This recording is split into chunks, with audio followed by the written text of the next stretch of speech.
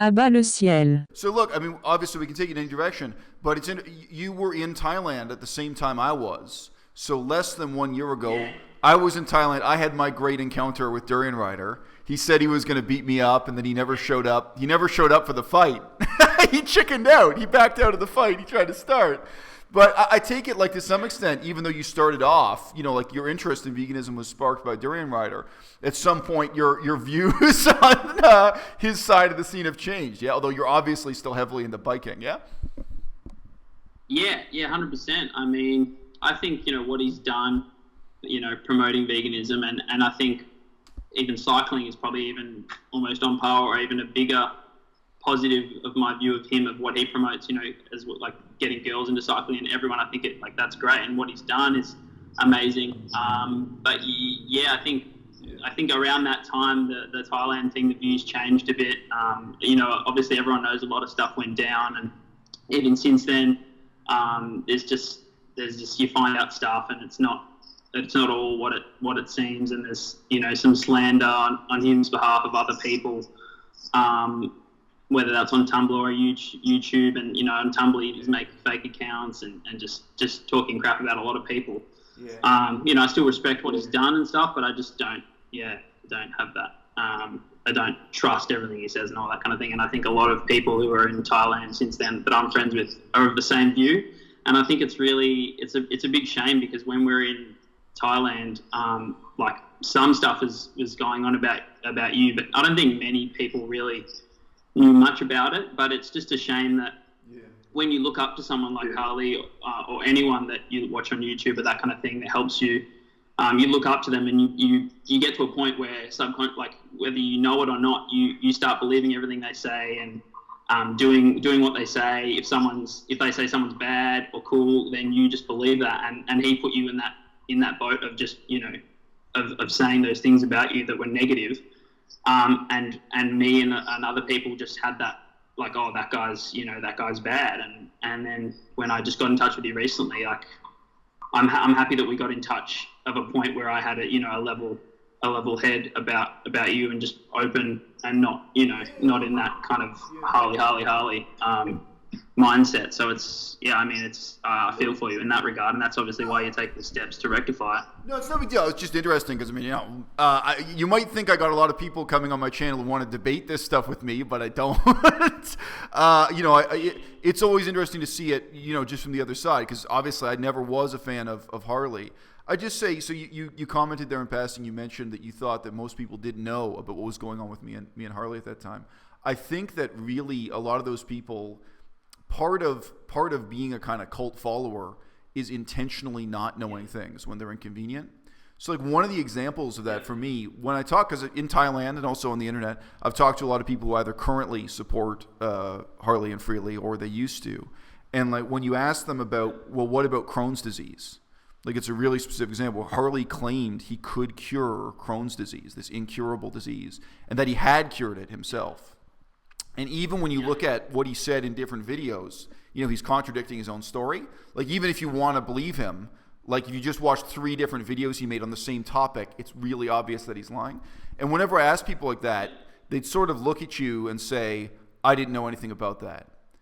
And they did. They watched that video. They knew exactly what I'm telling them. But there's sort of like a choosing not to know. So I think like when I was there, obviously after I left, maybe people moved on already. But it was huge. He did so many videos about me on his channel. And all those people were watching his channel every day and reading his Tumblr every day. So I don't think anyone really, didn't know. They're kind of choosing to pretend they don't know, Yeah.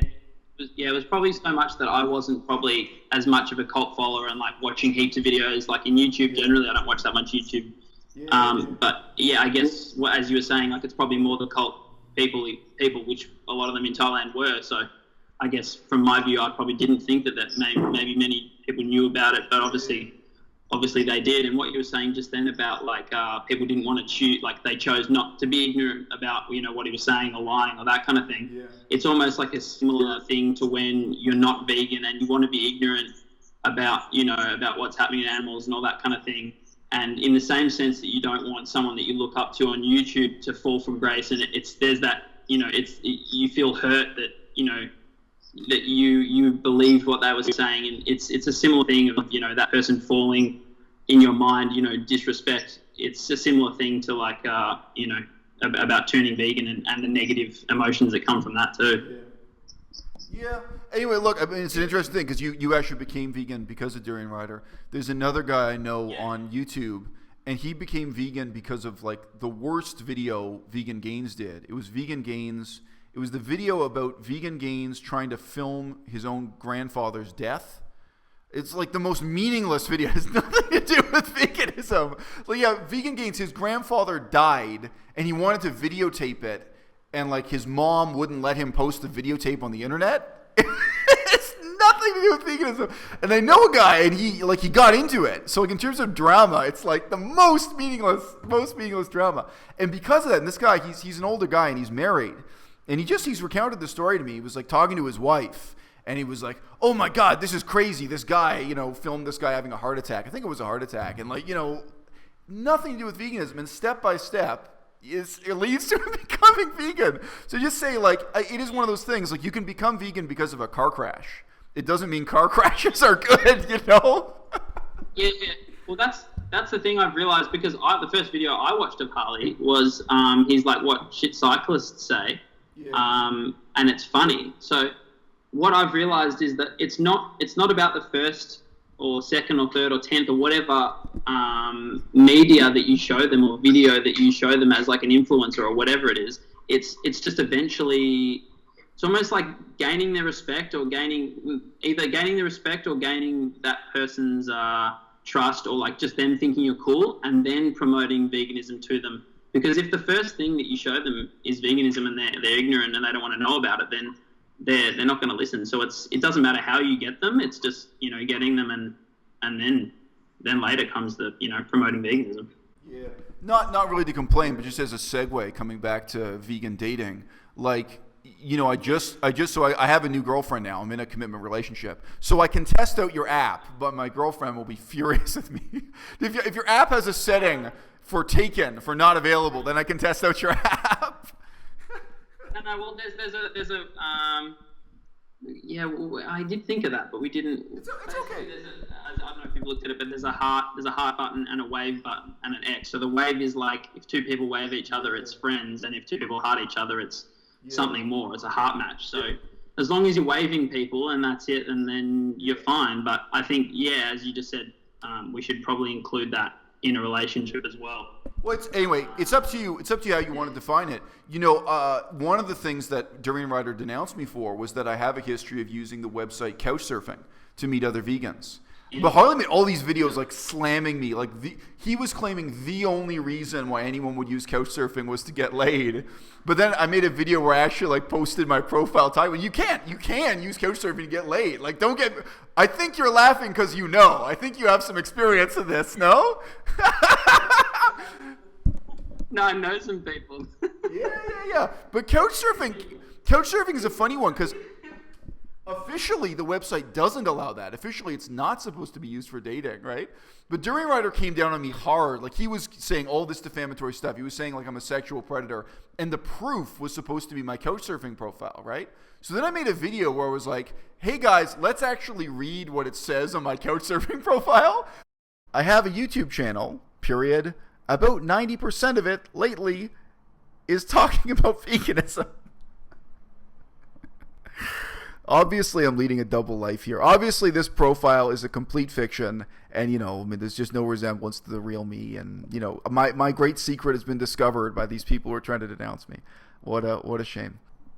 Music, movies, and books. Thucydides, then I have the Chinese name for Thucydides, and Herodotus. But no, I can't read Greek. One amazing thing I've done, true story. I'm in a remote village on the Lao-Burmese border, and some of the villagers are about to slaughter a pig. The men who are sharpening the knife to slit the animal's throat request that I chant in Pali, the canonical language of Buddhism, so that the pig will be reincarnated as a human being. I laugh, and I reply that they're asking the wrong question. They should be asking me to chant so that they won't be reborn as pigs. True story. Did I mention that I'm vegan? Look, any of you guys, if you're just vaguely familiar with my web presence on YouTube or otherwise, none of this could be a shock or a scandal to anyone. Now, if you don't know, like, look, let's say Couchsurfing was a dating website. It's not. It's not a dating website. But if it was, so what? You think I'd be ashamed of this? You think I'd have something to hide with this profile? Really? But anyway, I actually really use Couchsurfing like a social network to meet other vegans, and I met more men than women that way. I think I can say I never got laid through Couchsurfing. I think I might. I think maybe once. But anyway, it's an interesting thing online because on Couchsurfing, my profile, it really said like I'm vegan. I'm only interested in meeting other vegans or vegetarians. This is what my life is all about, etc. And it's always been that interesting thing is using other social media, mainstream social media, whether it's Facebook or Couchsurfing or what have you. If what you really want is like for me, it was with traveling. Like, okay, so I'm moving to Cambodia or I'm going to Taiwan. I want to meet other people who are vegan. Can I use this mainstream social media platform as a kind of vegan social media? I think that's the challenge most are doing. I assume that's where the inspiration for you starting your own app came from, yeah? I guess I saw it more as the opportunity rather than the issue because I don't find it too difficult to meet people or that kind of stuff, or like I'm pretty active or but I saw it more as the opportunity of just the sheer numbers that were growing and that kind of thing. But it's interesting what you're saying about like couch surfing and even with Tinder and stuff is people have just this negative I'll go on Tinder's example, I've been promoting Sprout as, that it's kind of like a veggie vegan Tinder with, you can add friends as well. And then people say like, oh, but Tinder's just a hookup thing. And it's not, it's just, it's like a piece of toast. It is what you make it. Like, you can either put jam or peanut butter on it. It's just like with Tinder, you can just go on it to have hookups or you can go on it to have something meaningful. You can think about it though, because if you want it to be an app that really works for friendship or even for meeting other activists also, that might just be a check mark where it's like, look, I'm a vegan. I'm not looking for love. I'm not looking for sex, but I'm looking for other vegans. Totally up to you. But obviously it can be a specialized app, one way or the other. But with any of these media, I used the ultimate original method of meeting people. I was living in Kunming, China, which is just a piece of paper. I made a poster that was completely non-sexy. Like I can send you a PDF of this poster, and it had my handwriting, photocopied handwriting in Chinese, saying like, look, I'm an older guy, I'm learning Chinese as a language, I'm looking for someone to practice speaking the language with, a language partner, whatever you want to say. And it did talk about veganism. It said like, I'm the kind of guy, I don't drink alcohol, I'm vegan, like this is what I study. It told you some things about me. And that poster, I went around and took it around in person and put it up. And I even presented it in like a business context. I remember I went to a hotel manager and said, look, some of your staff must be trying to learn English or trying to improve their English. I totally non-sexy poster. Every single response was people trying to get laid. Like for 3 months, including like one email which was like a nude photo attached to the first message I got. So I was like, yeah, thank you for your interest. So anything, not to misuse the word, anything can be perverted that way. Like any attempt to socially network can become, À-bas-le-ciel.